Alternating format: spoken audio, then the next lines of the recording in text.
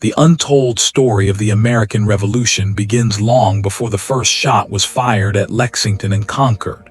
It starts with tension growing between the British Crown and the American colonies over power, control, taxation, and representation. For decades, the colonies had operated with a degree of freedom because Britain was focused on wars in Europe and expansion across the world. The colonies developed their own local governments, trade systems, and social structures. People living in North America began to see themselves not only as British subjects, but as settlers with their own identity and interests. After the French and Indian War ended in 1763, Britain faced massive war debts. The British government decided that the American colonies should help pay for the cost of defending them during the war. To collect revenue, Parliament introduced new taxes and trade regulations. One of the first major laws was the Sugar Act, which increased taxes on imported goods like sugar and molasses. Colonists were upset because they had no direct representatives in Parliament. They argued that taxation without representation violated their rights as Englishmen. Tensions increased with the Stamp Act of 1765. This law required printed materials such as newspapers, legal documents, and official papers to carry a tax stamp. The reaction in the colonies was immediate and strong. Merchants, lawyers, printers, and ordinary citizens protested. Groups known as the Sons of Liberty formed to resist British authority. They organized demonstrations, boycotts of British goods, and public pressure campaigns. Some protests turned violent, and tax collectors were threatened or forced to resign. British leaders were shocked by the resistance. They believed Parliament had the legal power to tax the colonies. In response to pressure and economic losses from boycotts, Parliament repealed the Stamp Act but passed the Declaratory Act. This law stated that Britain had full authority to make laws binding the colonies in all cases. The repeal of one tax did not mean a surrender of power. Instead, it revealed a deeper conflict about sovereignty and control. New taxes followed soon after. The Townshend Acts imposed duties on imported items such as glass, paper, paint, and tea. Again, colonists organized boycotts and protests. Tensions escalated further when British soldiers were stationed in Boston to enforce order and protect tax officials. The presence of troops created resentment among citizens who felt occupied in their own city. Clashes between soldiers and civilians eventually led to violence. In 1770, an event later called the Boston Massacre occurred when British soldiers fired into a crowd that was harassing them. Several colonists were killed. Although the situation was chaotic and the exact details were debated, colonial leaders used the incident as powerful propaganda. Artists and pamphleteers depicted the event as proof of British brutality and oppression. Public anger against Britain grew stronger. Despite temporary calm after some taxes were repealed, conflict continued over the issue of tea. The British government granted the East India Company special privileges to sell tea directly to the colonies at a lower price, but it still carried a tax. Many colonists saw this as a strategy to force them to accept Parliament's authority. In 1773, protesters in Boston took dramatic action. Disguised as Native Americans, they boarded ships and dumped chests of tea into the harbor. This event became known as the Boston Tea Party. Britain responded with harsh measures known as the Intolerable Acts. These laws closed the port of Boston, reduced self-government in Massachusetts, and allowed British officials accused of crimes to be tried in Britain rather than locally. The goal was to punish resistance and restore control. Instead, the punishment united the colonies. Other colonies saw that if Massachusetts could be punished so severely, they might be next. In 1774, colonial leaders gathered for the First Continental Congress in Philadelphia. Delegates from most colonies met to coordinate resistance and discuss a collective response to British actions. They agreed to support economic boycotts and prepare for possible conflict. At this stage, many colonists still hoped for reconciliation rather than independence. They wanted their rights recognized within the British Empire. However, trust between Britain and the colonies continued to break down. British officials began to monitor militia groups and confiscate weapons and supplies stored in colonial towns. Rumors spread that British troops were preparing to arrest revolutionary leaders. In April 1775, British soldiers marched from Boston toward Concord to seize military stores. Local militias were alerted by riders who warned nearby towns of the troop movement. The confrontation at Lexington and Concord marked the beginning of armed conflict. Shots were fired, and lives were lost.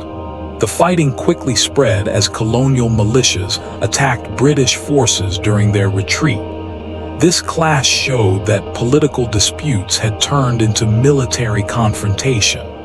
War had begun even though formal independence had not yet been declared. Reveals how economic policies, political disagreements, and growing mistrust transformed loyal subjects into rebels. The revolution did not start suddenly, but developed through years of tension, protest, and escalation. The decision to resist British authority was shaped by debates over rights, power, and identity. The next part will continue with the formation of revolutionary armies and the movement toward full independence. After the first battles at Lexington and Concord, the conflict between Britain and the American colonies transformed from protest into organized war. The shock of bloodshed forced many colonists who had hoped for peaceful reform to reconsider their position. The idea of independence was still controversial, but the reality of armed confrontation made compromise more difficult. Militia forces from different colonies gathered around Boston, surrounding British troops who remained stationed there. These colonial fighters were not a professional army. They were farmers, tradesmen, and local volunteers who brought their own weapons and limited supplies. Despite their lack of training and organization, they were motivated by strong beliefs about defending their rights and communities. The siege of Boston began as colonial forces attempted to trap British soldiers inside the city. Communication between the colonies improved as leaders coordinated military efforts. However, there were challenges. The militias operated under separate colonial authorities, and there was no unified command structure at first. This created confusion about strategy, supply distribution, and leadership decisions. Recognizing the need for coordination, representatives gathered again in Philadelphia for the Second Continental Congress in 1775. Unlike the first meeting, this Congress faced the immediate reality of war. Delegates debated how to respond to British military actions while still considering reconciliation as a possible outcome. At the same time, they understood that defense required organization. One of the most important decisions made by the Second Continental Congress was the creation of the Continental Army. George Washington, a respected military leader from Virginia with experience from the French and Indian War, was appointed as commander-in-chief. His appointment was strategic because he represented unity between the northern and southern colonies.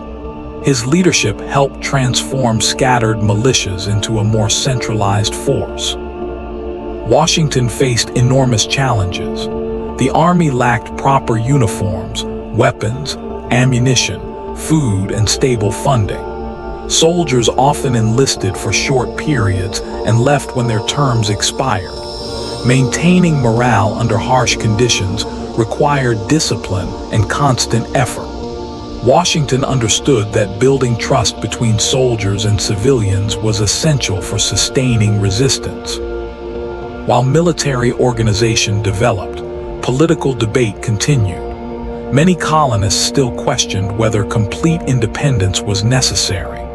Loyalists, also known as Tories, supported continued allegiance to Britain. They believed that conflict would damage economic stability and social order. Loyalists lived in every colony, and families and communities were often divided by political loyalty. At the same time, revolutionary leaders began spreading ideas that justified separation from Britain. Pamphlets and newspapers played a powerful role in shaping public opinion. Writers argued that Britain had abused its authority and violated natural rights. They claimed that government power should come from the consent of the governed. These ideas were influenced by Enlightenment thinkers who emphasized liberty and equality. One of the most influential publications during this period was a pamphlet that presented the case for independence in clear and direct language.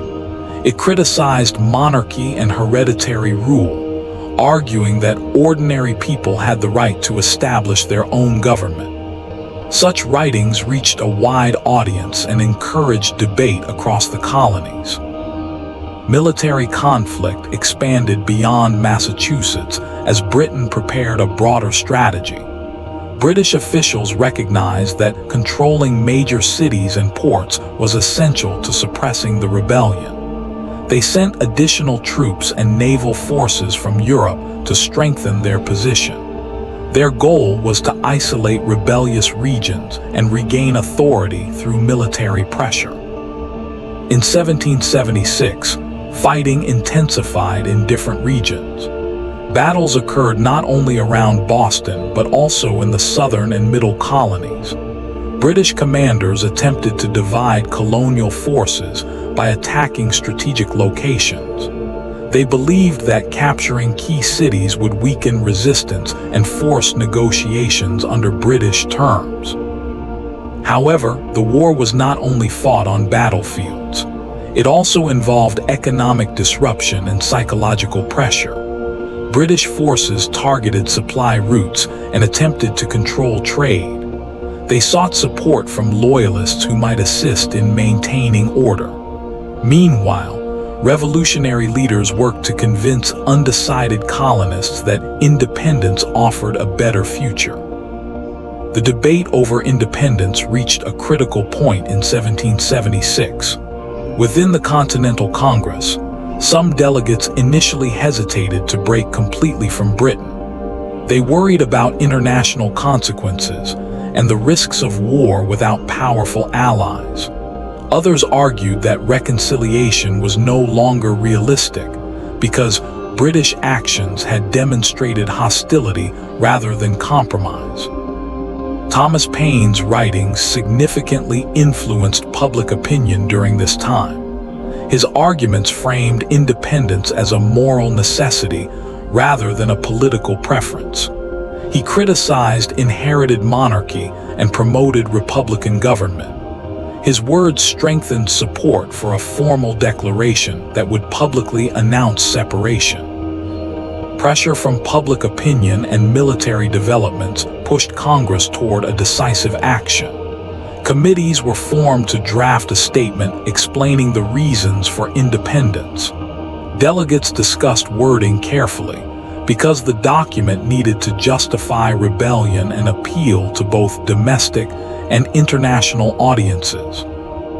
On July 4, 1776, the Declaration of Independence was officially adopted. The document proclaimed that the colonies were free and independent states. It listed grievances against King George III and asserted that governments derive their power from the consent of the governed. This declaration marked a turning point in the conflict. The war was no longer simply a dispute within the British Empire. It became a fight for national independence. However, declaring independence did not guarantee victory. British military strength remained powerful, and the new nation lacked resources. The declaration inspired unity among many patriots, but also intensified resistance from loyalists and British authorities. The conflict entered a new phase with clearer objectives and higher stakes. Shows how organized resistance evolved into formal independence. The creation of the Continental Army, the rise of revolutionary propaganda, and the adoption of the Declaration of Independence transformed political protest into a revolutionary state. The struggle now shifted from defending rights within the empire to defending a new nation against imperial power. After the Declaration of Independence was adopted, the war between the newly declared United States and Great Britain entered a more intense and complex phase. Independence had been proclaimed, but achieving it on the battlefield required strategy, resilience, and international support. British leaders viewed the rebellion as a challenge to imperial authority and committed significant military resources to suppress it. British forces reorganized their strategy. Instead of concentrating only on one region, they planned coordinated campaigns to capture key cities and divide colonial territories. New York became a primary target because of its strategic location, major port, and access to waterways. Controlling New York would allow British troops to split the colonies geographically and weaken communication between northern and southern forces. George Washington understood that defending open cities against a professional army was difficult.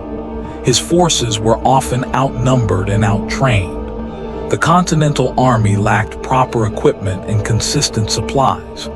Many soldiers were inexperienced, and enlistment periods were short. Despite these challenges, Washington attempted to create defensive positions and delay British advances while preserving his army from complete destruction. In 1776, British troops launched a major campaign to seize New York.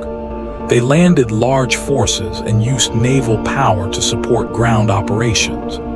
Battles around Long Island demonstrated the strength of British military organization. Colonial forces suffered heavy losses and were forced to retreat. This setback tested morale and raised doubts about the ability of the new army to survive against such powerful opposition. Retreat became a strategic choice rather than simple defeat. Washington recognized that preserving troops for future battles was more important than defending every location at all costs. His decision to withdraw across rivers and avoid encirclement allowed the Continental Army to survive despite battlefield losses. These maneuvers showed adaptability and leadership under pressure. As British troops captured New York City, they established a strong base of operations. However, controlling territory did not automatically mean controlling the population. Many residents remained loyal to the revolutionary cause, while others supported Britain. The occupation created tension between soldiers and civilians, and enforcement of authority required constant supervision. Meanwhile, the war expanded beyond major cities into rural regions. Skirmishes occurred in countryside areas where local militias engaged British patrols and loyalist groups. These smaller engagements often involved surprise attacks and rapid movement.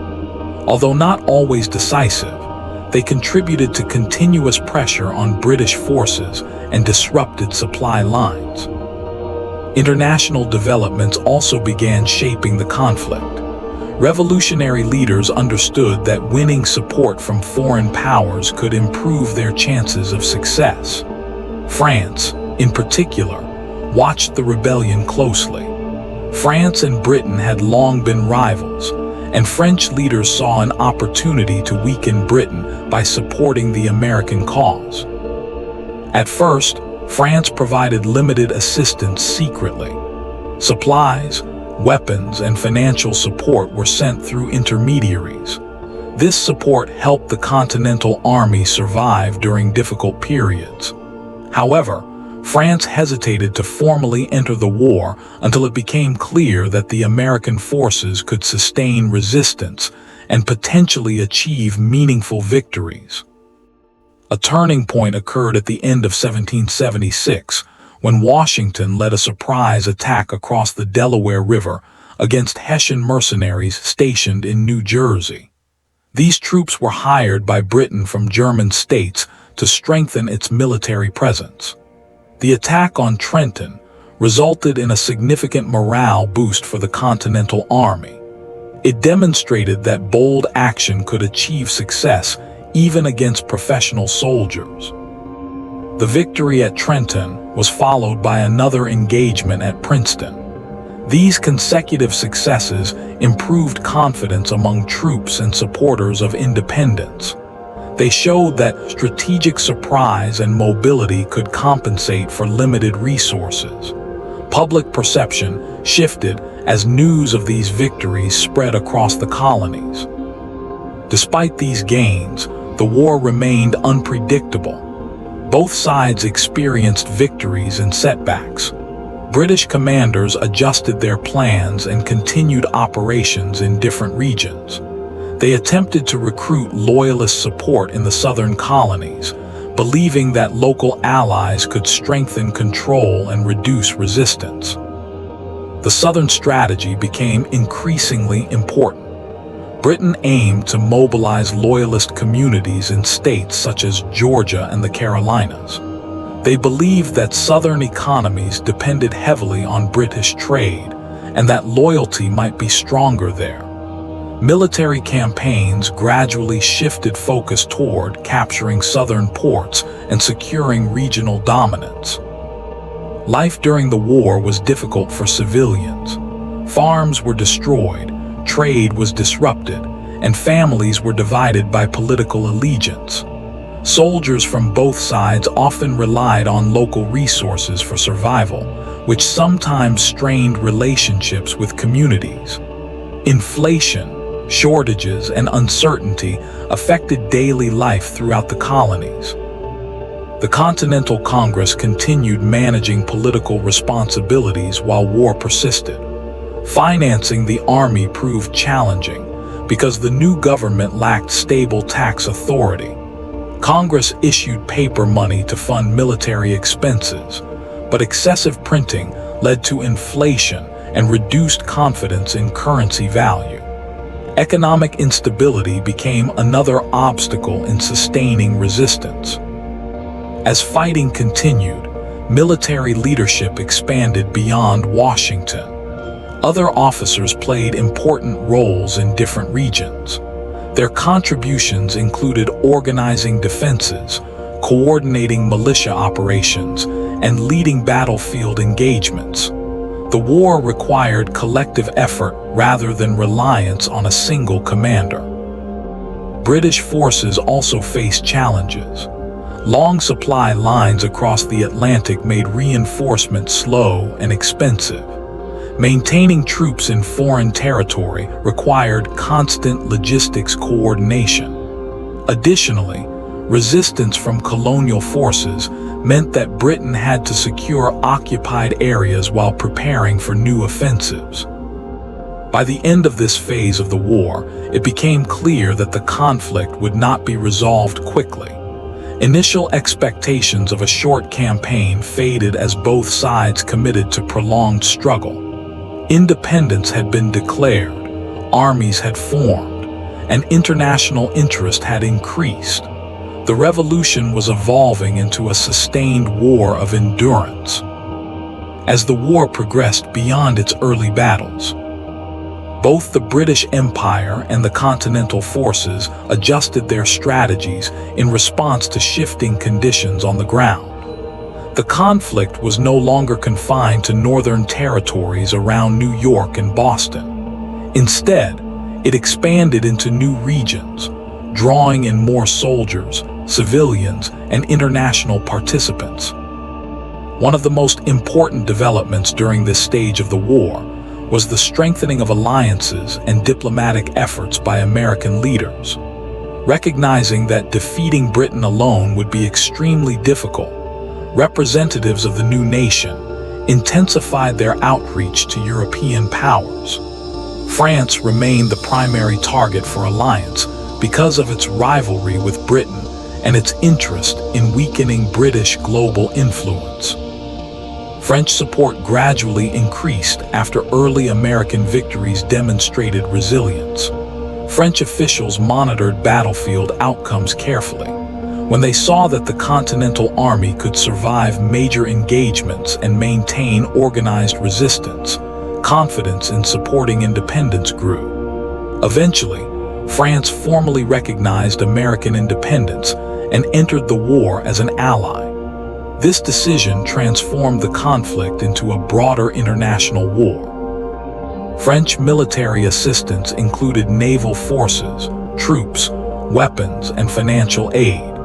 The presence of French ships challenged British naval dominance and forced Britain to divide its attention between different theaters of war. British commanders now had to defend not only American territories, but also their global interests against French expansion. This shift significantly changed the balance of power. Meanwhile, British strategy focused increasingly on the southern colonies. Military planners believed that capturing southern ports and mobilizing loyalist supporters could rebuild control from the south upward. They targeted regions where plantation economies and trade networks connected strongly to British markets. By gaining territorial control in the south, Britain hoped to isolate northern revolutionary strongholds. British forces achieved several early successes in southern campaigns by capturing major cities and defeating local militia resistance. However, controlling territory proved more difficult than winning battles. Guerrilla warfare emerged as an effective tactic used by colonial fighters who avoided direct confrontation with larger British units. Small, mobile groups attacked supply lines, conducted surprise raids, and withdrew before enemy reinforcements arrived. These irregular tactics weakened British occupation efforts. Instead of facing a clear front line, British troops encountered continuous resistance from local fighters who knew the terrain well. The constant pressure drained resources and created instability in occupied regions. Loyalists who supported Britain also became targets of retaliation, increasing internal conflict within communities. Another significant turning point occurred in 1777 during the Saratoga campaign. British General John Burgoyne led a force from Canada aiming to advance southward and link with other British units. The objective was to divide New England from the rest of the colonies and secure control over strategic territory along the Hudson River. However, Burgoyne's advance faced logistical difficulties and strong resistance from colonial forces. Supply shortages, difficult terrain, and coordinated American defenses slowed his progress. American troops under capable commanders successfully engaged British forces in a series of battles that gradually surrounded Burgoyne's army. The surrender of Burgoyne's forces at Saratoga became one of the most decisive moments of the war. This victory demonstrated that the Continental Army could defeat a major British campaign. News of the outcome spread quickly and strengthened American credibility on the international stage. It also convinced France that formal alliance with the United States was strategically worthwhile. After France entered the war openly, Spain later joined the conflict against Britain as well, though not always directly supporting American independence objectives. These additional European powers increased pressure on British military resources. Britain now faced enemies in multiple regions around the world, stretching its capabilities thinner than before. The war also expanded to sea battles and naval engagements. French naval forces challenged British fleets, protecting supply shipments and transporting troops across the Atlantic. Control of shipping routes became essential for sustaining military operations. Naval dominance shifted between competing fleets depending on strategic positioning and reinforcements. On land, conditions for soldiers remained harsh. Camps often suffered from shortages of food, clothing, and medical supplies. Disease spread easily in crowded encampments. Soldiers endured cold winters and long marches with limited protection. Maintaining discipline under such conditions required strong leadership and organizational improvements within the army. One notable example of endurance occurred during the winter encampment at Valley Forge. Troops stationed there faced severe hardship due to supply shortages and freezing temperatures. Many soldiers lacked proper uniforms and adequate food. Desertion and illness threatened the stability of the army. Despite these difficulties, training efforts improved during this period. Military advisors introduced new drills, improved coordination, and standardized procedures to strengthen effectiveness. Over time, discipline and structure increased. The army that emerged from Valley Forge became more professional and better prepared for future battles. Political leadership also continued developing during the war. State governments formed constitutions and established legal systems based on Republican principles. These institutions reflected the broader goals of independence by emphasizing representation and civic participation. The war was not only a military struggle, but also a political transformation, shaping new governance structures. However, internal divisions persisted. Loyalists remained active in many regions, sometimes assisting British operations or resisting revolutionary authority. Conflicts between neighbors, families, and communities intensified. Property confiscations, imprisonment, and forced migrations occurred as political loyalties hardened. Economic pressures continued affecting both soldiers and civilians. Trade disruptions limited imports of goods and weapons. Inflation reduced purchasing power. Governments struggled to raise funds for military expenses without established taxation systems. Financial instability remained one of the greatest challenges facing the revolutionary cause. By the end of this phase, the war had become a prolonged international conflict with shifting momentum. American forces had achieved major victories, secured foreign alliances, and strengthened military organization. Britain still possessed significant military power, but faced growing obstacles due to expanded global commitments and persistent resistance. As the war entered its middle phase, the conflict shifted decisively toward the southern colonies. British commanders believed that focusing military strength in the south would allow them to capture key ports, recruit loyalist supporters, and rebuild control from a region they considered strategically vulnerable. This approach marked a clear change from earlier operations centered in the north. British forces captured important southern cities and established occupation governments. They expected that local populations would cooperate once military power was secured. Some loyalists did support British authority, hoping that victory would restore stability and protect their economic interests. However, resistance did not disappear. Instead, it adapted to the new conditions. Guerrilla warfare became one of the defining features of the Southern Campaign. Colonial fighters organized into small, mobile groups that avoided large direct battles against regular British troops.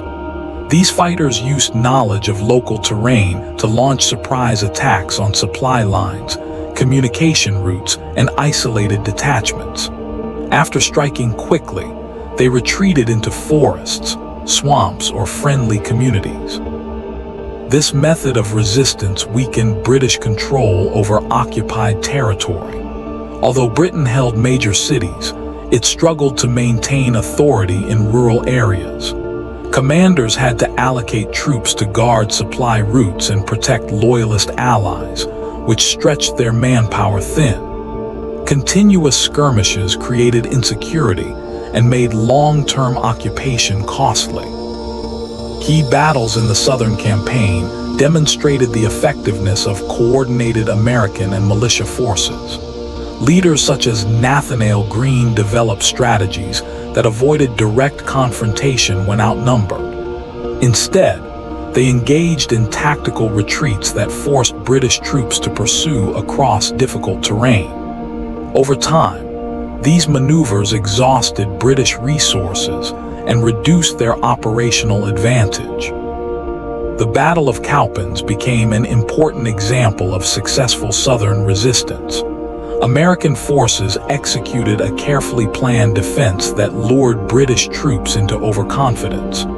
By combining militia resistance with disciplined regular troops, they achieved a decisive victory. Such outcomes improved morale and proved that strategic planning could overcome numerical disadvantages. British commanders responded by attempting to regroup and reinforce their southern armies. However, supply issues, communication delays, and coordination problems complicated their efforts. Reinforcements from Britain required weeks or months to arrive across the Atlantic. During that time, battlefield conditions could change significantly.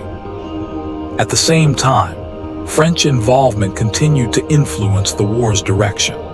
French naval forces increased operations along the American coastline and in the Caribbean. Naval engagements disrupted British supply shipments and created opportunities for joint American-French coordination. Control of the seas became crucial as both sides recognized the importance of maritime dominance. One of the most decisive moments of the entire revolution occurred near Yorktown. British forces under General Charles Cornwallis positioned themselves in Virginia, hoping to strengthen control and receive support through coastal supply routes. However, coordinated movements between American forces and French naval fleets created an opportunity to trap the British Army. French ships blocked access to the Chesapeake Bay, preventing British evacuation or reinforcement by sea. Meanwhile, American and French troops surrounded Cornwallis's position on land. The combination of land siege and naval blockade left British forces isolated. Attempts to break through failed, and supply shortages intensified. After sustained pressure and limited options, British commanders negotiated surrender terms.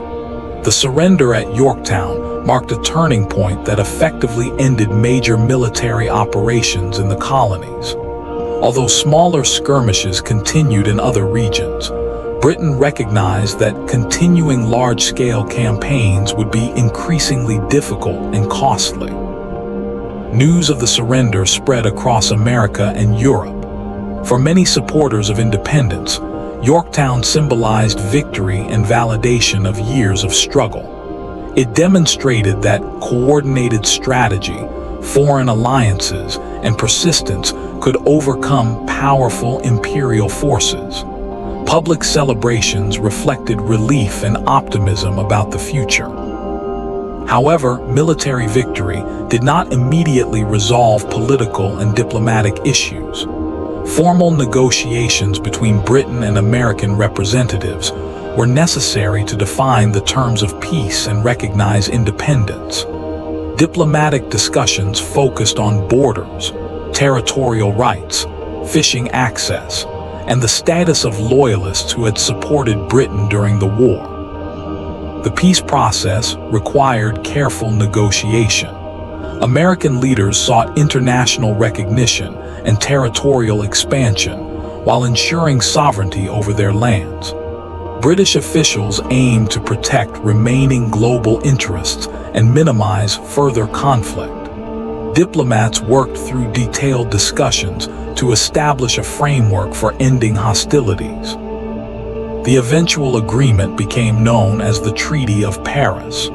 Under its terms, Britain formally recognized the independence of the United States and acknowledged its territorial boundaries extending to the Mississippi River. This recognition marked official acceptance of the new nation within the international system. The treaty also addressed issues related to prisoners of war and property rights. Loyalists faced uncertain futures because some states enacted laws that confiscated their property or limited their political participation. Many loyalists chose to relocate to other parts of the British Empire, including Canada or Caribbean territories, rather than remain under revolutionary authority. While peace negotiations concluded military conflict between Britain and the United States, internal challenges remained.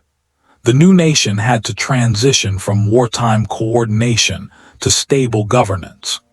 The Articles of Confederation served as the initial framework for national organization, but this system limited federal authority and created weaknesses in financial and administrative control. Economic recovery became a priority. War debts required repayment, trade needed rebuilding, and currency stability had to be restored. Political leaders debated how to strengthen national unity while preserving state sovereignty. These discussions eventually led to constitutional reforms in later years. After the Treaty of Paris formally recognized American independence, the war between Britain and the United States ended. But the challenges facing the new nation were only beginning. Victory on the battlefield did not automatically create stability, unity, or economic security. Leaders who had fought for independence now had to build a functioning government and define the future direction of the country. Under the Articles of Confederation, the central government had limited authority. Power remained largely with individual states, which controlled taxation, trade policies, and local governance. While this system reflected distrust of strong centralized power, it also created significant weaknesses. The national government lacked the ability to enforce tax collection or regulate interstate commerce effectively.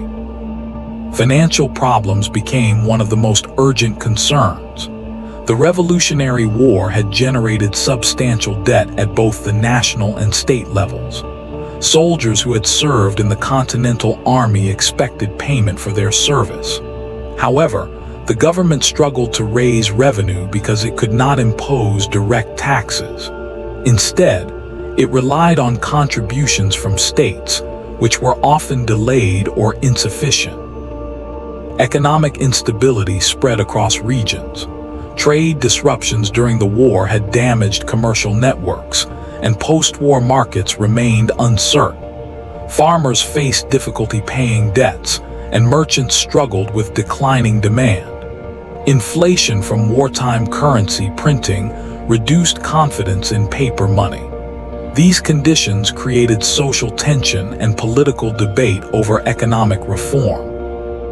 One significant crisis that exposed weaknesses in the new system occurred when armed protests emerged in response to debt enforcement and taxation.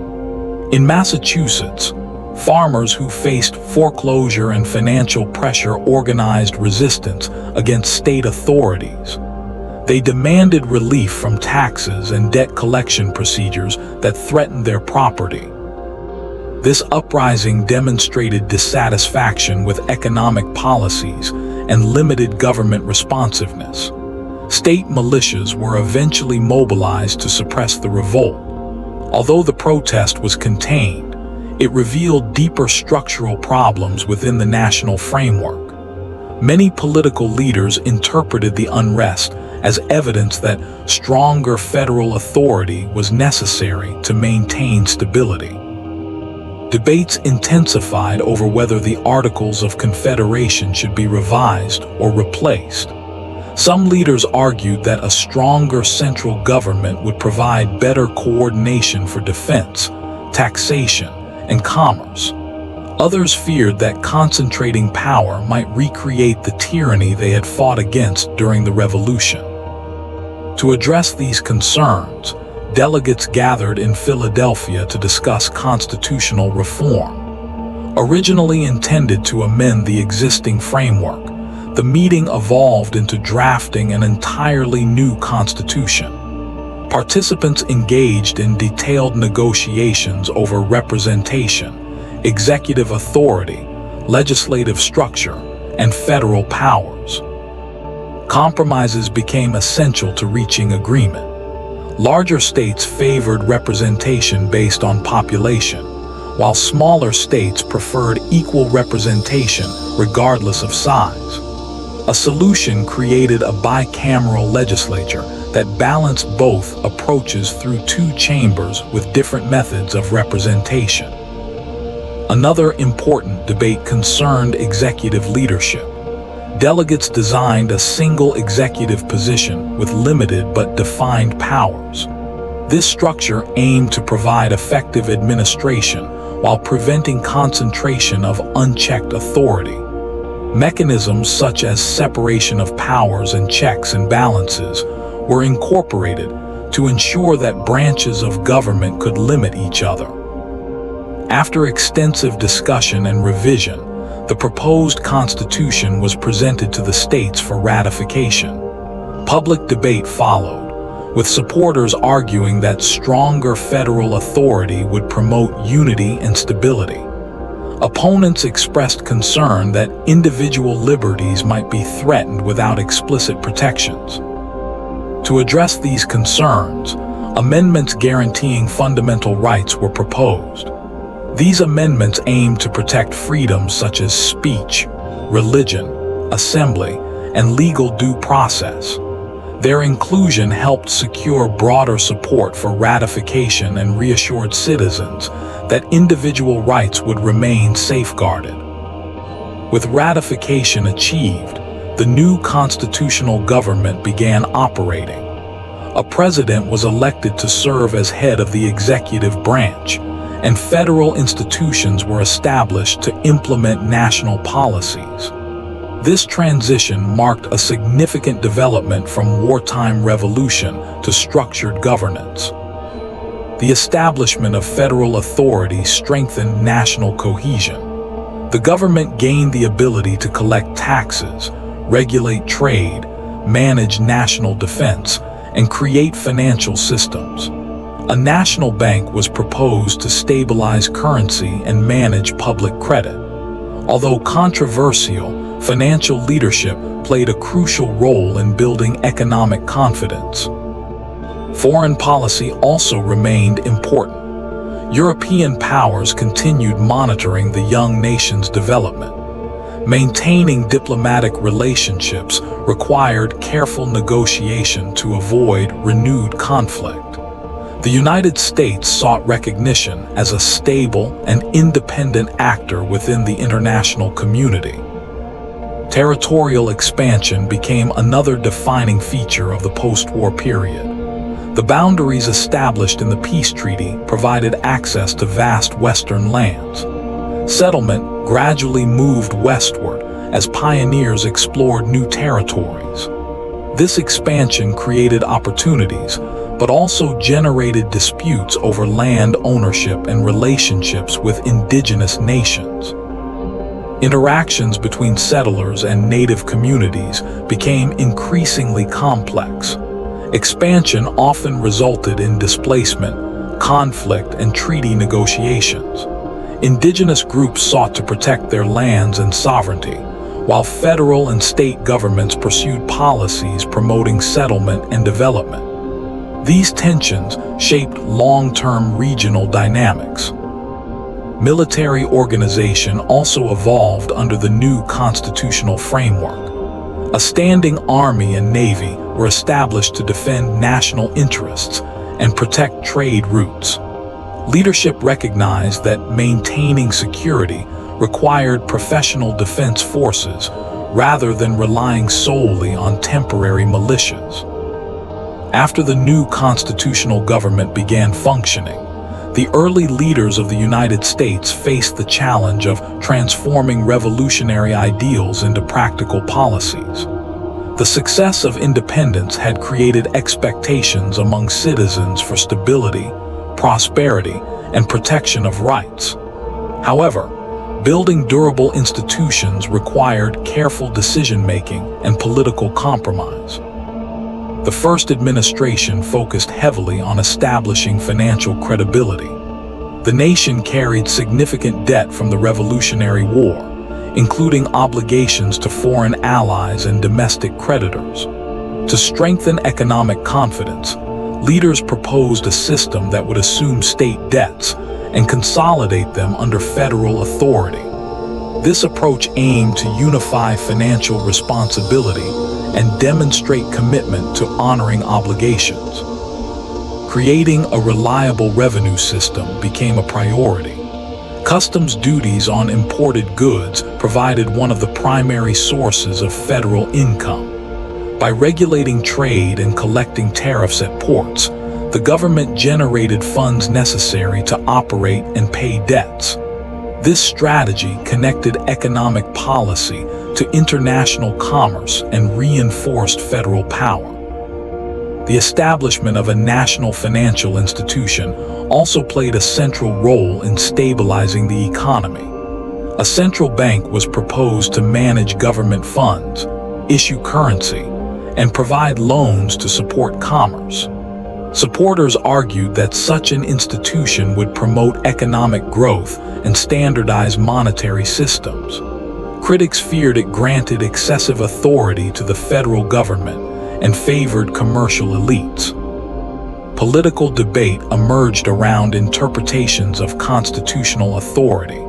Some leaders believed that powers not explicitly listed in the Constitution should remain with the states. Others argued that implied powers allowed the federal government to implement necessary functions to fulfill its responsibilities. These differing views formed the foundation of early political divisions. As policy disagreements intensified, organized political groups developed to represent contrasting perspectives. One group emphasized strong federal authority, economic modernization, and close ties with commercial interests. Another group prioritized states' rights, agricultural interests, and limited central power. These factions gradually evolved into structured political parties. The emergence of political parties marked a significant development in American governance. Although the framers of the Constitution had not originally envisioned permanent partisan divisions, competing visions of government made organized political affiliation inevitable. Public debate became more structured as leaders campaigned for support among voters and legislators. Foreign affairs continued to influence domestic policy. Revolutionary changes in Europe, especially the French Revolution, created diplomatic challenges.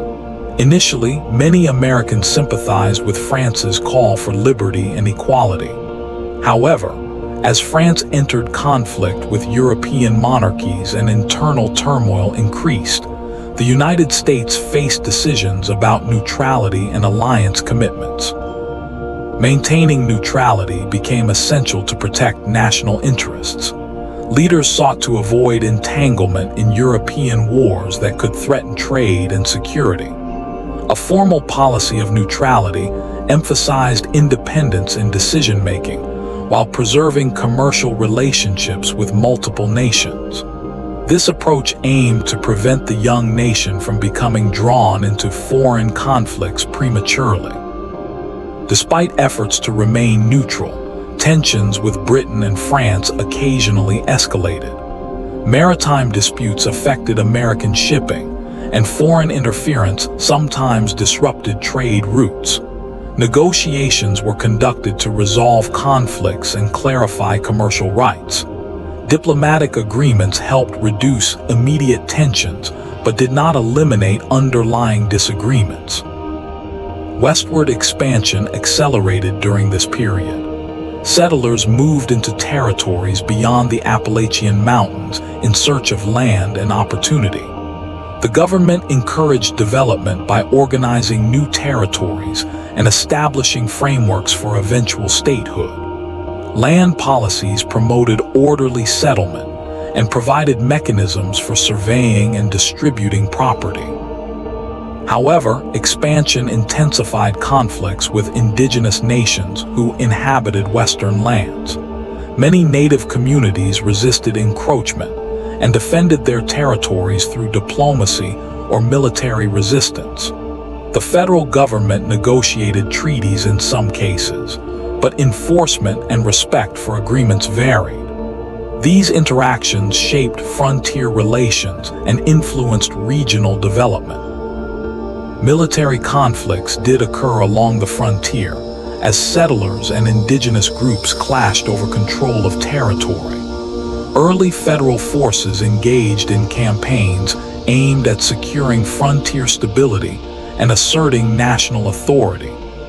These operations demonstrated the government's commitment to protecting expansion while attempting to regulate violence. Economic growth gradually improved as trade expanded and agricultural production increased. Improved infrastructure, including roads and transportation networks, facilitated movement of goods between regions. Commerce strengthened connections between states and promoted integration within the national economy. Education, civic participation, and public discourse also developed during this era. Newspapers circulated political information and debated government policies. Public meetings and local assemblies provided spaces for citizens to express opinions and influence decision-making. These forms of engagement reinforced democratic participation and political awareness. Leadership transitions tested the durability of the constitutional system. When the first president chose not to seek a third term, it established an important precedent for peaceful transfer of power. Subsequent elections demonstrated that authority could change hands through electoral processes rather than conflict. This tradition strengthened institutional legitimacy. As the nation matured, political divisions continued shaping policy debates.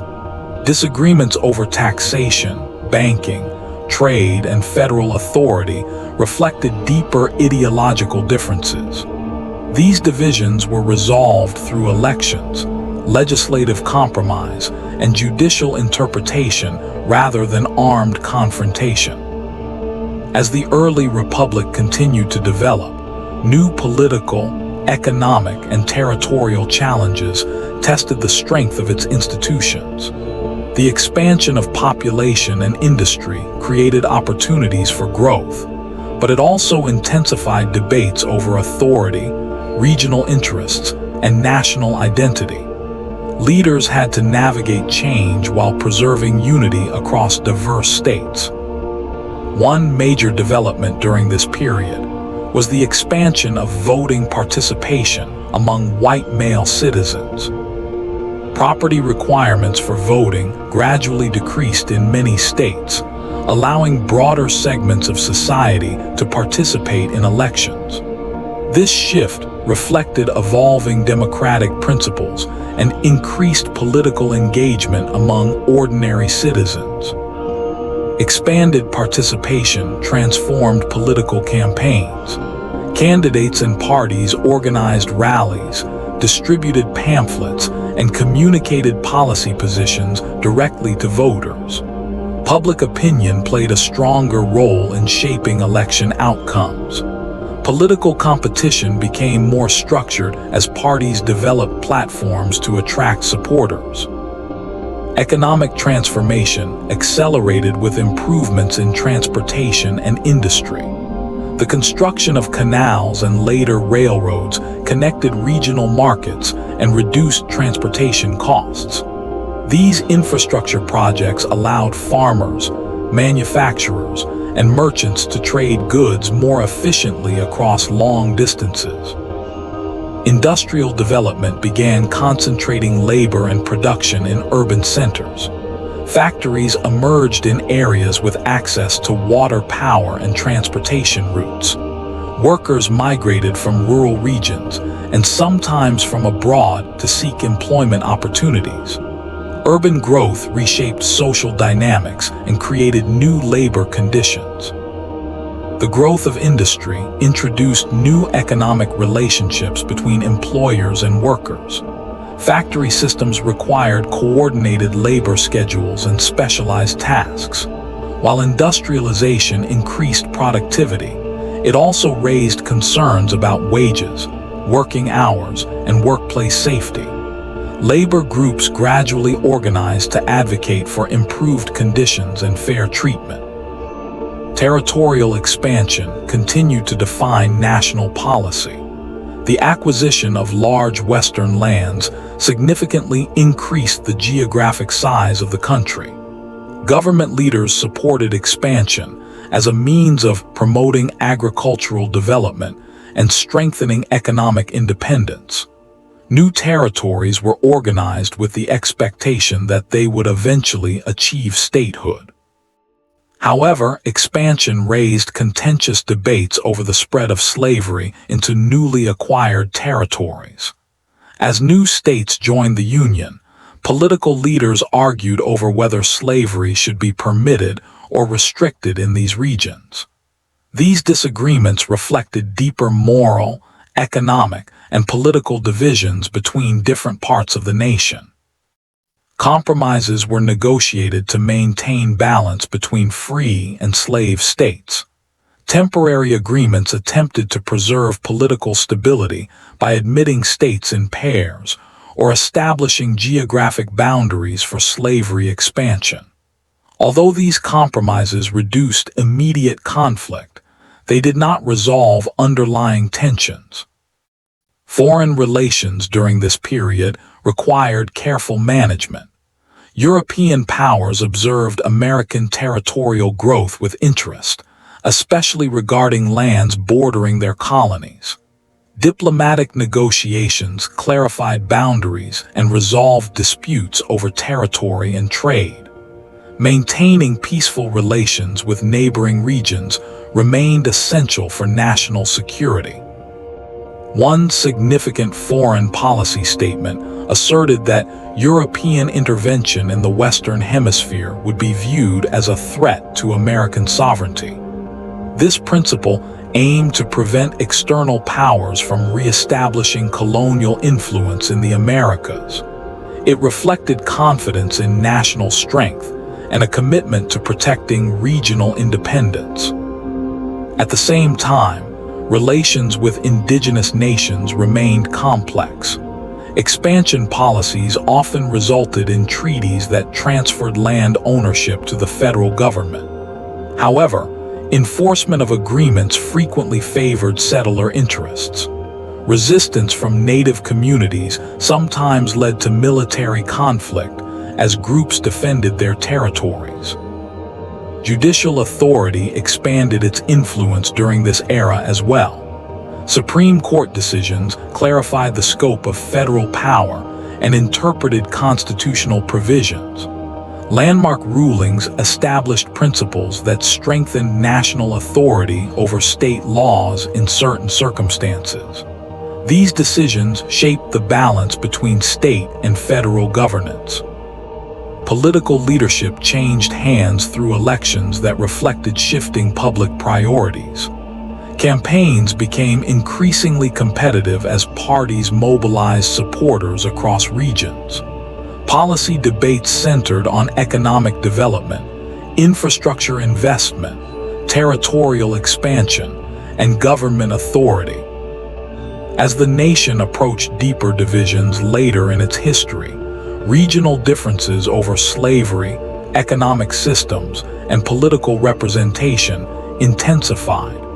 Industrialized northern states and agricultural southern states developed distinct economic interests.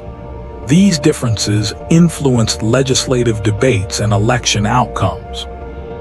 As the 19th century progressed, Tensions that had developed over regional differences, economic systems, and political authority began to intensify. The United States had expanded significantly in territory and population, but growth also deepened divisions between states that relied heavily on enslaved labor and those whose economies were increasingly industrial and wage-based. The debate over slavery became one of the most powerful and polarizing issues in national politics. Southern states depended on plantation agriculture and viewed slavery as integral to their economic stability and social structure. Northern states, where industrialization and free labor systems dominated, increasingly questioned the morality and long-term sustainability of slavery. These opposing perspectives created persistent conflict within legislative debates and public discourse. Compromise measures attempted to balance representation between free and slave states. When new territories applied for statehood, political leaders negotiated agreements to maintain an equilibrium in the Senate. Geographic boundaries were sometimes established to define where slavery could expand and where it would be restricted.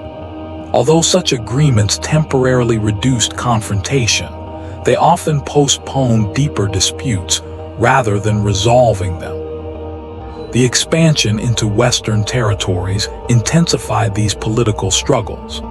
As settlers moved westward, they carried their economic practices and political preferences with them. Decisions about whether new states would permit slavery became highly contested. Congressional debates surrounding territorial organization frequently triggered national attention and emotional reactions from both supporters and opponents. Political parties experienced internal divisions as leaders attempted to manage conflicting regional interests. Some politicians prioritized preserving the Union through compromise, while others adopted more defined positions, either defending or opposing the expansion of slavery. Over time, these disagreements contributed to the realignment of party systems and the emergence of new political organizations. Public opinion played a significant role in shaping the national conversation. Abolitionist movements gained visibility through speeches, pamphlets, newspapers, and public gatherings. Activists argued that slavery violated fundamental human rights and contradicted the principles declared during the Revolution. Their campaigns increased awareness and pressured lawmakers to address the issue more directly. At the same time, defenders of slavery framed their arguments around constitutional rights, property protection, and state sovereignty. They asserted that individual states should determine their own labor systems without federal interference. This ideological conflict reflected broader debates about federal authority versus local control. Economic developments also influenced political alignment. The growth of railroads, factories, and financial institutions strengthened industrial regions and connected distant markets. Infrastructure expansion required federal involvement in funding and regulation. Support for national investment in transportation and industry became associated with particular political coalitions. The concept of manifest destiny gained popularity during this period, promoting the belief that territorial expansion across the continent was both justified and inevitable. Advocates argued that expansion would bring economic opportunity and spread democratic institutions. However, expansion also raised questions about governance, citizenship, and the treatment of indigenous nations whose lands were incorporated into the growing country. Military conflicts accompanied territorial acquisition in certain regions. Wars with neighboring countries resulted in the addition of vast territories to the national map. These acquisitions expanded agricultural land, mineral resources, and strategic access to coastlines. Yet each new region reignited debates over whether slavery would be permitted there. As political polarization increased, attempts to preserve unity through compromise became more difficult. Legislative measures designed to balance sectional interests often faced strong opposition from multiple sides. Trust between regions declined as leaders accused one another of threatening constitutional principles. The judicial branch continued interpreting constitutional questions related to federal power and citizenship. Court decisions addressed issues concerning property rights, territorial governance, and the legal status of individuals. Some rulings intensified controversy by reinforcing certain political positions, which further fueled public debate. Social change accompanied political conflict. Religious groups, reform movements, and intellectual circles engaged in discussions about equality, liberty, and moral responsibility. Educational institutions expanded, and newspapers circulated diverse viewpoints. Public engagement with political issues became more widespread and passionate. By the middle of the 19th century, efforts to maintain compromise structures weakened under the pressure of unresolved disputes. Regional identities strengthened, and loyalty to state or sectional interests sometimes rivaled loyalty to the national government. Political leaders struggled to maintain cooperation across ideological divides. As sectional tensions reached a breaking point, political compromise became increasingly fragile. Disputes over slavery, state rights, economic policy, and territorial expansion intensified public debate and weakened trust between regions. Election outcomes reflected deep ideological divisions, and political discourse grew more confrontational. The expansion of new territories and the admission of new states into the Union continued to trigger controversy. Each new state raised the question of whether slavery would be permitted or prohibited within its borders. Legislative battles over these decisions dominated congressional sessions and fueled partisan alignment along regional lines. Efforts to create compromise agreements attempted to preserve balance between free and slave states. Some measures established geographic boundaries that defined areas where slavery could expand and areas where it would be restricted. These arrangements temporarily reduced immediate conflict, but failed to eliminate underlying disagreements. As population growth shifted political representation, tensions reemerged with greater intensity. Economic differences between regions deepened. Industrial development in northern states accelerated, supported by factories, banking systems, and expanding rail networks.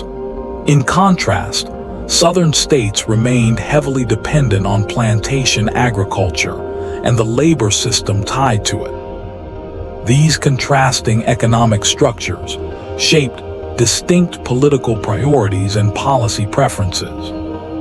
Infrastructure expansion connected markets, but also reinforced regional specialization. Railroads transported raw materials from agricultural areas to manufacturing centers and distributed finished goods across the country. While transportation improvements promoted national integration, they also highlighted disparities in economic development and investment patterns. Political leadership became increasingly polarized. New political coalitions formed around clear positions on the issue of slavery's expansion. Campaigns emphasized sectional loyalty, and party platforms reflected competing visions for the nation's future. Elections became referendums on broader ideological questions rather than solely administrative concerns. Public speeches and written publications played a major role in shaping opinion. Activists, politicians, and community leaders used newspapers and public forums to defend their positions. Debates often became emotionally charged as supporters on each side viewed the conflict as a moral and constitutional struggle. Legal controversies further escalated division. Judicial decisions addressing citizenship and territorial rights influenced political reactions across the country. Some rulings were celebrated by supporters who believed they protected property and constitutional interpretation, while opponents criticized them as reinforcing inequality and expanding conflict. The situation deteriorated as attempts at compromise lost effectiveness. Trust between regional representatives weakened, and legislative agreements failed to produce lasting stability. States began considering the possibility of asserting greater autonomy if national decisions conflicted with local interests. Eventually, confrontation escalated beyond political debate into open conflict.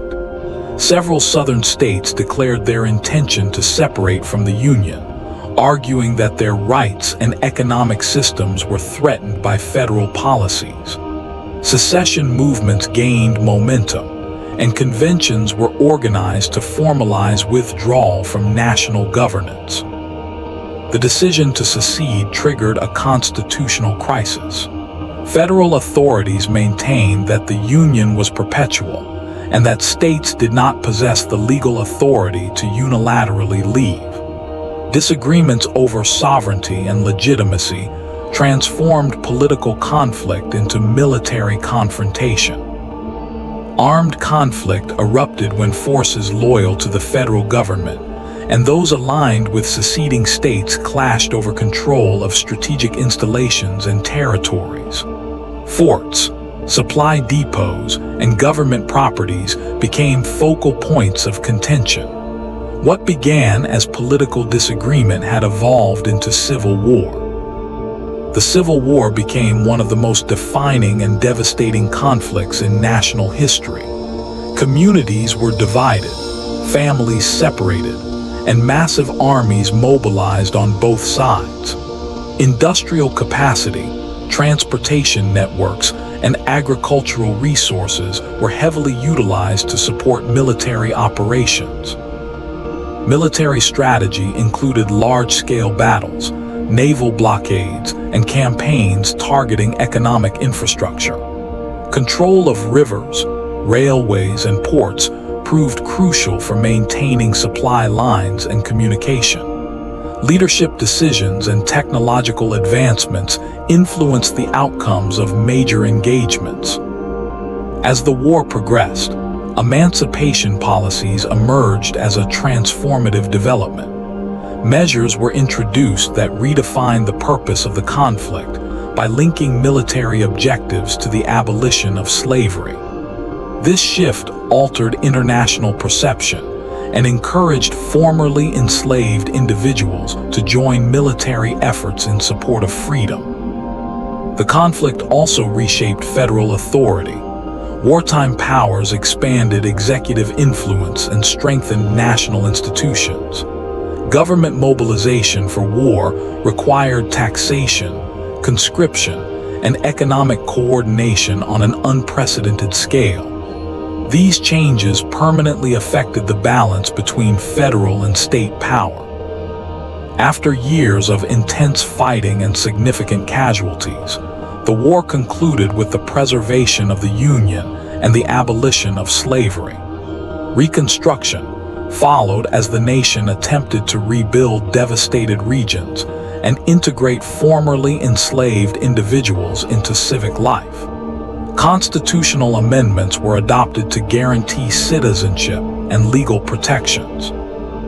After the Civil War and the formal abolition of slavery, the United States entered a complex period of reconstruction and transformation. The nation faced the enormous task of rebuilding destroyed regions, restoring political stability, and redefining citizenship for millions of newly freed people. This era reshaped social structures and tested the strength of constitutional reforms.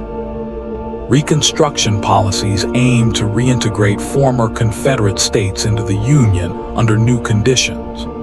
Federal authorities required states to accept constitutional amendments that granted citizenship and equal protection under the law to formerly enslaved individuals.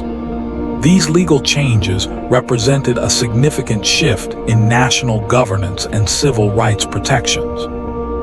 New amendments expanded the definition of citizenship and prohibited discriminatory laws based on race.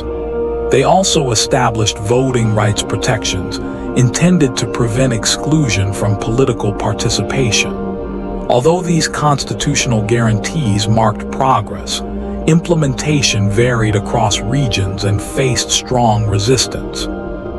Federal troops were stationed in certain areas to enforce Reconstruction policies and protect civil rights. Military presence aimed to maintain order and ensure compliance with new legal requirements. However, enforcement proved challenging as local opposition groups resisted changes to established power structures.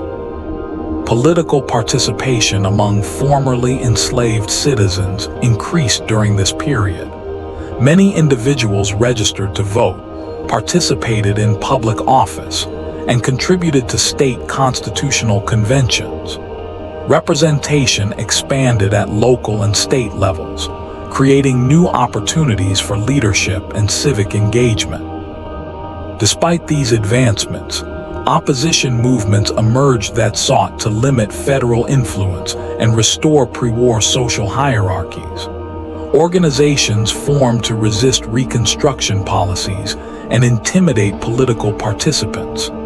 Acts of violence and suppression targeted communities advocating for equal rights. Economic recovery in the southern states progressed slowly.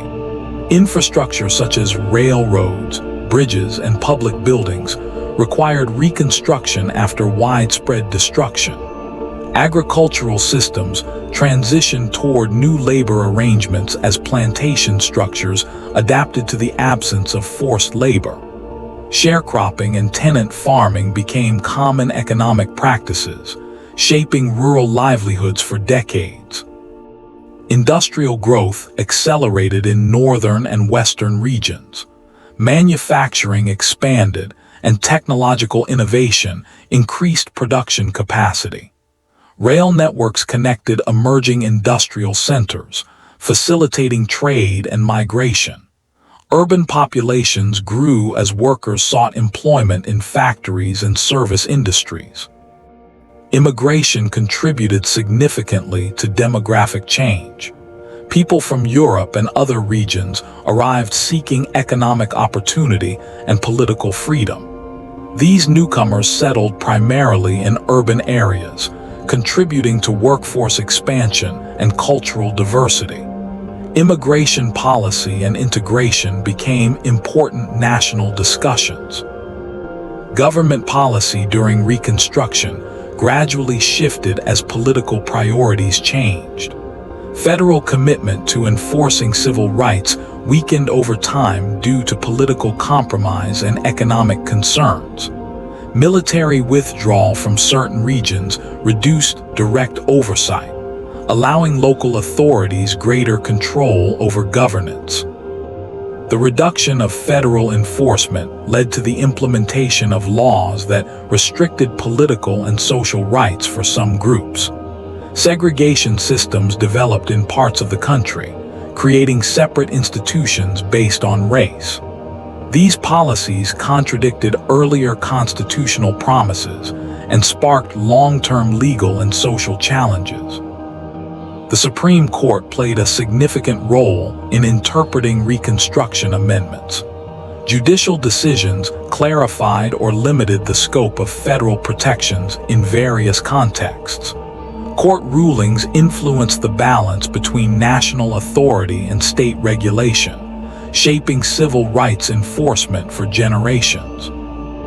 As Reconstruction ended, national attention shifted toward industrialization, economic expansion, and territorial development. The country focused on strengthening its position as a growing economic power. Technological innovation, corporate growth, and infrastructure investment defined the late 19th century.